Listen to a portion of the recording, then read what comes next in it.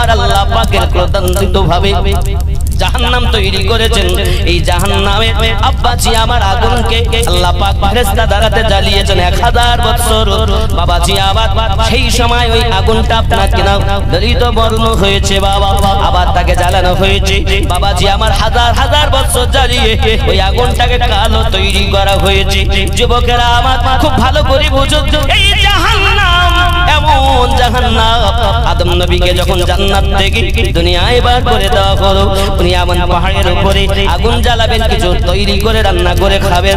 এমন সময় আল্লাহ ফেরেশতা জিবরাইলকে বলে, না জিবরাইল যাও আগুন নিয়ে যাও।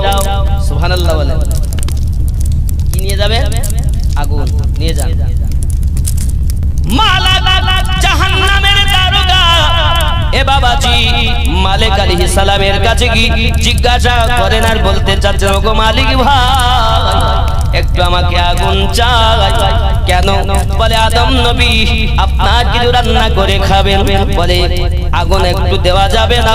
বলে একটি পিপিলিকা পরিমাণ আগুন দেন। বলে এই পিপিলিকা পরিমাণ যদি আগুন দেই তামাম দুনিয়া ধ্বংস হয়ে যাবে।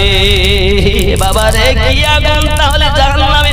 এ যুবক তুমি পৃথিবীর জমিনে হাঁটুর নিচে গিটের নিচে প্যান্ট পরো, এখানে হাদিস সহিহ বুখারী শরীফের ভিতরে লেখা আছে গিটের নিচে প্যান্ট পরিধান করা জায়েজ নাই, হারাম।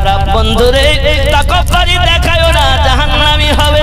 যুবকরা এই জাহান্নাম সম্পর্কে শুনে দেখুন হযরত জিবরাইল আলাইহিস সালাম বলেন, ওই মালিক তাহলে কি হবে যদি পিপিলিকা পরিমাণ আগুন নিয়ে যাই, দুনিয়া যদি ধ্বংস হয়ে যায়, তাহলে আমাকে হাফ পিপিলিকা আগুন দাও।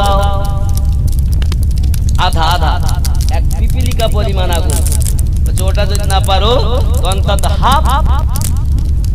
বলছে হাফও যদি দেই দুনিয়ার জমির ওই আগুন নিয়ে যাওয়ার পর দুনিয়ায় কখনো আর পানি বর্ষণ হবে না।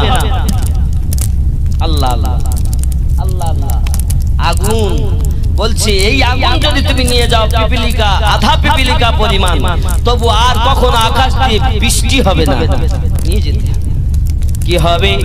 বলে এক বিন্দু যারা এক বিন্দু পরিমাণ নিয়ে এসে দরিয়াতে 70 বার ধুয়ে সায়েক পাহাড়ের উপরে রাখা হয়েছে। ওই সায়েক পাহাড়টা গলে ওর তাপে জাহান্নামের তলদেশে ঢুকে গেছে রে বাবা।